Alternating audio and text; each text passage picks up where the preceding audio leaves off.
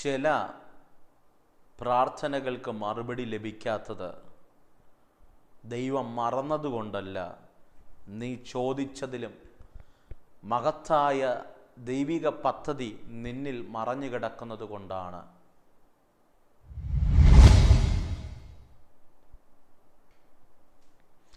ചില പ്രാർത്ഥനകൾക്ക്, ചില അപേക്ഷകൾക്ക് നമ്മിൽ മറുപടി വെളിപ്പെടാത്തത് ദൈവം മറന്നതുകൊണ്ടല്ല പ്രിയരെ, നാം ചോദിച്ചതിലും വലുത് ദൈവത്തിന് നമ്മോട് കൈമാറാനുള്ളത് കൊണ്ടാണ്.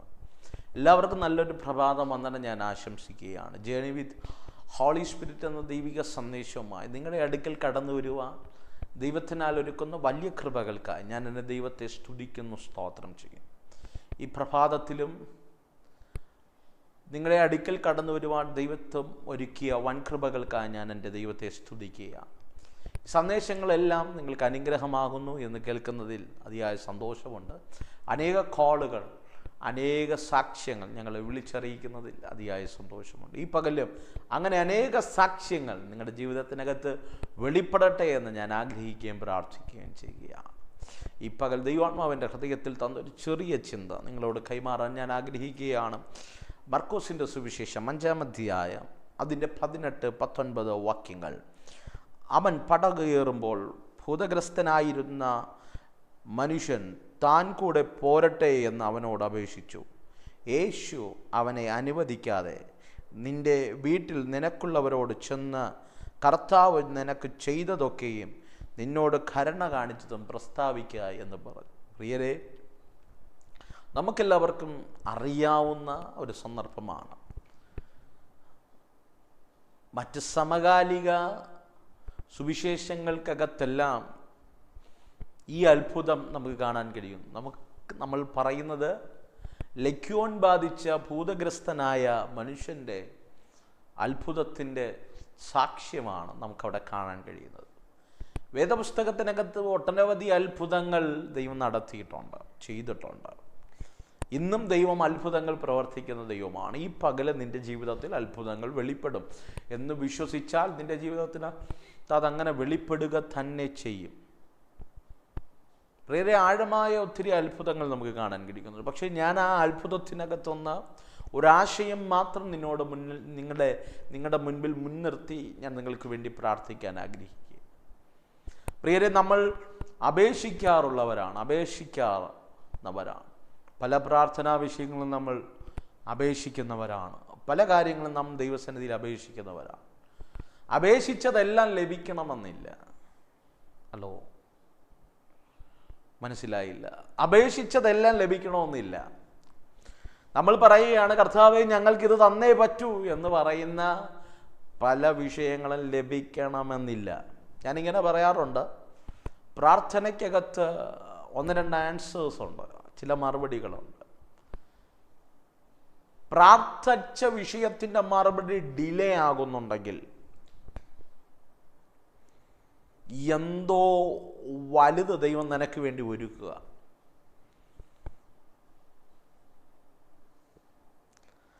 നിന്നോട് വെയിറ്റ് ചെയ്യാൻ പറയുന്നുണ്ടെങ്കിൽ, സമയമായിട്ടില്ല എന്ന് പറയുന്നുണ്ടെങ്കിൽ, നീ ചോദിച്ചതല്ല വേറെ എന്തോ ദൈവം നിനക്ക് തരാൻ ഉദ്ദേശിക്കുന്നുണ്ട്.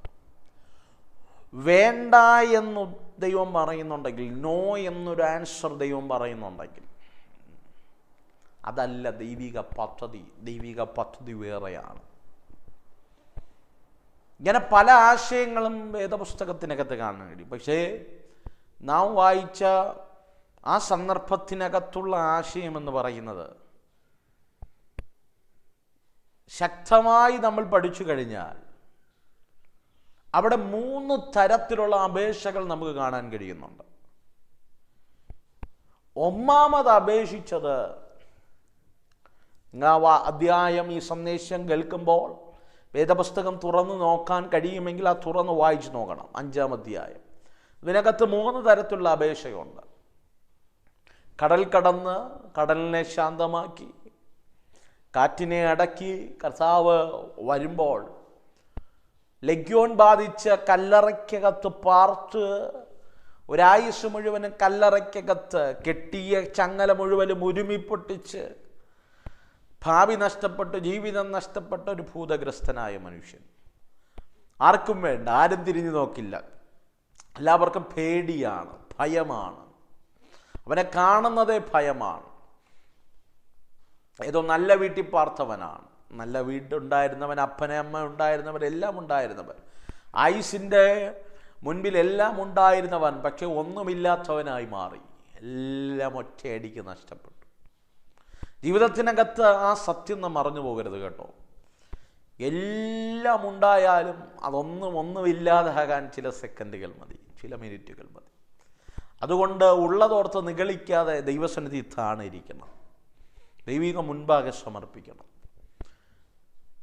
ആരും തിരിഞ്ഞു നോക്കാനില്ലാത്ത, അപ്പനും അമ്മയ്ക്കും പോലും വേണ്ടാത്ത, അങ്ങനെ പറയാം, ഒരു മകൻ എന്ന് പറഞ്ഞാൽ അസുഖം വന്നാൽ, ആരോഗ്യം നഷ്ടപ്പെട്ടാൽ, സൗന്ദര്യം നഷ്ടപ്പെട്ടാൽ മനുഷ്യനെയൊന്നും ആർക്കും വേണ്ട കേട്ടോ.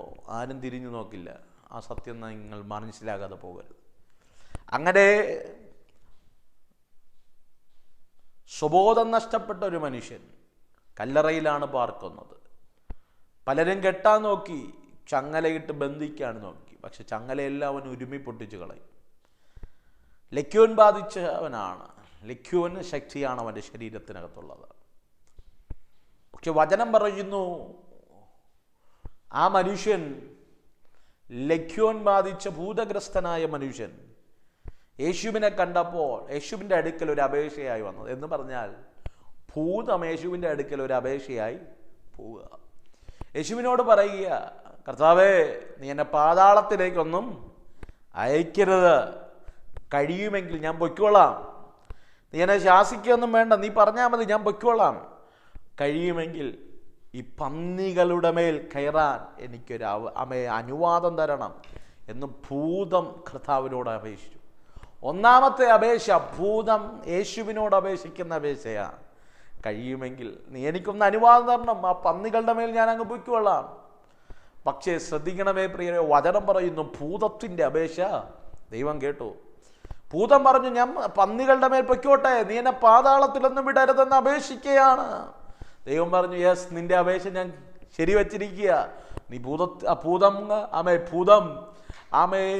പന്നിയുടെ മേൽ കയറി, പന്നികൾ കടലിൽ പോയി ചത്തുപൊങ്ങി എന്നാണ് വചനം പറയുന്നത്.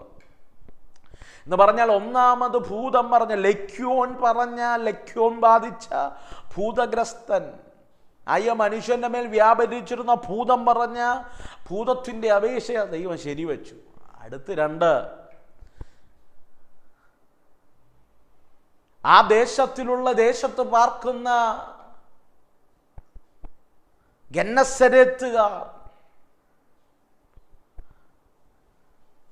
ആ കടൽ കടന്നാണ് കർത്താവ് വരുന്നത്. ആ തടാകമൊക്കെ കടന്ന് ഈ കടലിലേക്ക് എത്തുമ്പോൾ ആ ദേശത്ത് പാർക്കുന്ന ജനത്തെ പറയുന്നൊരു പേരുണ്ട്, ഗദരദേശം. ആ ഗദരദേശത്തുള്ള ദേശനിവാസികൾ എല്ലാവരും വന്നിട്ട് പറയുകയാണ്, ഭൂതം ബാധിച്ച വ്യക്തിയുടെ ശരീരത്തിനകത്തുനിന്ന് ലക്യോൻ പോയപ്പോൾ, ഭൂതഗ്രസ്തൻ സൗഖ്യമായപ്പോൾ അവർ ഭയന്നിട്ട് പറയുകയാണ്, ഞങ്ങളുടെ അതിര് വിട്ട് നീ പോകണമെന്ന് ഞങ്ങൾ അപേക്ഷിക്കുകയാണ്. അർത്ഥം, ഗദരദേശത്തുള്ള ജനം ഒരുമിച്ച് പറയുകയാണ്, ഒരേ ഒരു അപേക്ഷ, ഒരു ദേശത്തിൻ്റെ മുഴുവനുമുള്ള അപേക്ഷ, നീ ഞങ്ങളുടെ അതിര് വിട്ട് പോകണം. പ്രിയരെ, ആ ദേശത്തിലുള്ള ദേശനിവാസികൾ ഒരുമിച്ചൊരു പ്രാർത്ഥന, ഒരപേക്ഷ, ഈ ദേശം വിട്ട് നീ പോകണം. വചനം പറയുന്നു, കർത്താവ് ഗദരദേശത്തിലെ വ്യക്തികളുടെ, ആ ദേശക്കാരുടെ അപേക്ഷയ്ക്കും ദൈവം ഓക്കെ പറഞ്ഞു, ഉത്തരം കൊടുത്തു. ദൈവം അവരുടെ വാക്കനുസരിച്ച് ഗദരദേശത്തുനിന്ന് പടക് കയറി പോകുകയാണ്. ആ പടക് കയറുകയാണ്. ഒന്നാമത്തെ അപേക്ഷ ഭൂതത്തിൻ്റെത്, രണ്ടാമത്തത് ഗദരദേശക്കാരുടെ അപേക്ഷ.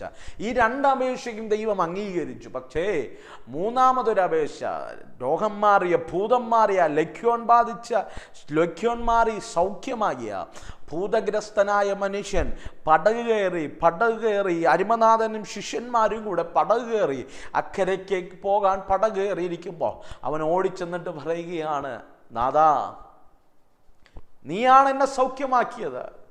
എൻ്റെ അപ്പനും അമ്മയും എന്നെ ഉപേക്ഷിച്ചതാണ്, ആർക്കും വേണ്ടാത്തവനാണ്, നിലവിലെ കല്ലറയിൽ കിടന്നവനാണ്, ചങ്ങലകളെ ഒരുമിപ്പൊട്ടിച്ചുകൊണ്ടിരുന്നവനാണ്, ആരുമില്ലാത്തവനാണ്. പക്ഷേ ഇന്ന് നീയാണ് എന്നെ സൗഖ്യമാക്കിയത്, ഞാനും നിൻ്റെ കൂടെ പോയിക്കോട്ടെ.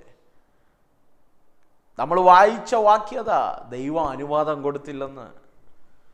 പ്രിയരെ, ഭൂതത്തിൻ്റെ അപേക്ഷ കേട്ടവൻ, ദേശക്കാരുടെ അപേക്ഷ കേട്ടവൻ സൗഖ്യമായവൻ്റെ അപേക്ഷ നിരസ്കരിച്ചു. വല്ലതും പിടികിട്ടുന്നുണ്ടോ? നമ്മളും പറയാറില്ലേ, കർത്താവേ, നമ്മുടെ അപേക്ഷകളൊന്നും, നമ്മുടെ പ്രാർത്ഥനകളൊന്നും, നമ്മുടെ യാചനകളൊന്നും പ്രിയരെ ഭൂതത്തിൻ്റെ അപേക്ഷ പോലും കേട്ടവൻ നമ്മുടെ അപേക്ഷകളൊന്നും കേൾക്കുന്നില്ലെന്ന് നമുക്ക് പലപ്പോഴും ഭാരത്തോടെ കരഞ്ഞില്ലേ? ഒത്തിരി കരഞ്ഞിട്ടും കർത്താവ് നീ മറുപടി തരുന്നില്ലെന്ന് പറഞ്ഞ് കരഞ്ഞില്ലേ? കേട്ടോണേ പ്രിയരെ, വചനം പറയുന്നു,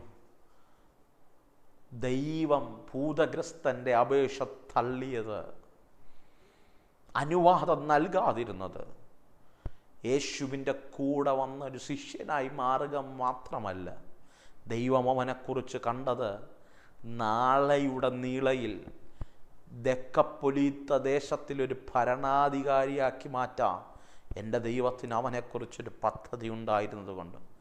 ദക്ക് മീൻസ് 10 പട്ടണങ്ങളുടെ തലവനാക്കി മാറ്റാം അവനെക്കുറിച്ചൊരു ഭാവി എൻ്റെ ദൈവം മുന്നമേ കണ്ടതുകൊണ്ട്. പ്രിയരെ, നീ പറഞ്ഞു, കൂടെ ആരാധിച്ചവരും കൂടെ പ്രാർത്ഥിച്ചവരും എല്ലാം ചോദിച്ച വിഷയത്തിന് മറുപടി കൊടുത്തു. എന്തേ എൻ്റെ വിഷയത്തിന് മാത്രം മറുപടി ലഭിക്കുന്നില്ല എന്ന് ചോദിച്ച് കരയുന്ന നിന്നോടാ നീ ചോദിച്ച ചിലതിന് അനുവാദം തരാത്തത്. നീ കാണാത്ത വലുത്, നീ കാണാത്ത വലിയ ഭാവി, അർഹതയില്ലാത്തത് ദൈവം നിനക്ക് വേണ്ടി ഒരുക്കിയിട്ടുണ്ട്. വ്യത്യസ്തമായി ദൈവം നിനക്ക് വേണ്ടി കരുതിയിട്ടുണ്ട്. ആ കരുതലുകൾ നിന്നിൽ നിന്ന് നഷ്ടമാകാതിരിക്കാനാ ചിലത് ദൈവം നോ പറഞ്ഞത്, ചിലതിനോട് ദൈവം നോ പറഞ്ഞത്. നീ സങ്കടപ്പെടാനല്ല കുഞ്ഞേ. ഇന്ന് നിനക്ക് വേദനയുണ്ട്, സത്യമാണ്. പക്ഷെ നാളെയിലൊരു മഹത്വം വെളിപ്പെടാൻ വേണ്ടിയാണ്. വല്ലതും പിടികിട്ടിയോ? ചില അപേക്ഷകൾ ദൈവം തള്ളിയത് അർഹതയില്ലാത്ത ചിലത് ദൈവം ഒരുക്കിയിട്ടുണ്ട്. ആ ഭൂതഗ്രസ്തനെ 10 പട്ടണങ്ങളുടെ തലവനാക്കി മാറ്റാം എൻ്റെ ദൈവത്തിനൊരു പദ്ധതി ഉണ്ടായിരുന്നു. ഈ പകൽ വിശ്വസിക്ക്, ചില അപേക്ഷകൾ തള്ളിയത്, നീ ചോദിച്ച ചില വിഷയങ്ങൾ, ചില വ്യക്തികൾ നിന്നിൽ നിന്ന് അകറ്റിയത്, ചില കുടുംബങ്ങളെ നിന്നിൽ നിന്ന് അകറ്റിയത്, ചില ജോലികൾ തള്ളി മാറ്റിയത്, ചില അവസ്ഥകൾ മാറ്റിയത്, നീ ചിന്തിക്കാത്ത ചിലത് ദൈവത്തിന് നിനക്ക് വേണ്ടി കരുതാനുള്ളത് കൊണ്ട്. ഈ നിമിഷം എന്നോടുകൂടെ ചേർന്നൊന്ന് പ്രാർത്ഥിക്കാമോ? സ്വർഗീയ നല്ല കർത്താവേ, ഈ നിമിഷം ഞാൻ ഈ ജനത്തിനു വേണ്ടി പ്രാർത്ഥിക്കുന്നു.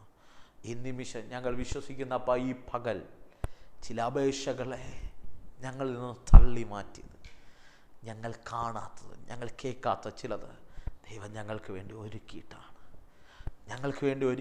ഈ ജനത്തെ ഞാൻ അങ്ങനെ ബ്ലസ് ചെയ്യും. അവരുടെ ജീവിതത്തിൽ അർഹതയില്ലാത്തത് വെളിപ്പെടും. ദി നെയിം ഓഫ് ജീസസ് അതങ്ങനെ സംഭവിക്കട്ടെ. സ്വർഗം അങ്ങനെ ചെയ്യും, യേശുവിൻ നാമത്തിൽ. ആമേൻ. അതേ പ്രിയരെ, വിശ്വസിക്കുക, ചില അപേക്ഷകൾ തള്ളിയത് അർഹതയില്ലാത്ത ദൈവം ഒരുക്കിയിട്ടാണ്. ഭാരപ്പെടണ്ട. ഈ പകൽ അങ്ങനെ വിശ്വസിക്കുക. ഈ പകൽ നിങ്ങൾക്ക് ഈ സന്ദേശം അനുഗ്രഹമായെങ്കിൽ മറ്റു വ്യക്തികൾക്ക് ഈ സന്ദേശം അയച്ചു കൊടുക്കുക, അവരും അനുഗ്രഹമാകട്ടെ. ഒരു വാക്ക് ദൈവസൻ എനിക്ക് വേണ്ടി പ്രാർത്ഥിക്കണമെങ്കിൽ സ്ക്രീനിൽ കാണുന്ന നമ്പറിൽ ഞങ്ങളെ കോൺടാക്ട് ചെയ്യുക. ഞങ്ങൾ ഉറപ്പായി നിങ്ങൾക്ക് വേണ്ടി പ്രാർത്ഥിക്കുന്നതായിരിക്കും. വിളിച്ചിട്ട് ലഭിച്ചില്ലെങ്കിൽ ഞങ്ങൾക്ക് വാട്സപ്പ് ചെയ്യുക. God bless you. എല്ലാ പ്രഭാതത്തിലും ഇതുപോലെയുള്ള സന്ദേശം നിങ്ങൾക്ക് ലഭിക്കണമെങ്കിൽ ഞങ്ങളുടെ ചാനൽ സബ്സ്ക്രൈബ് ചെയ്യുക. Let us start our journey with Holy Spirit. God bless you. Amen.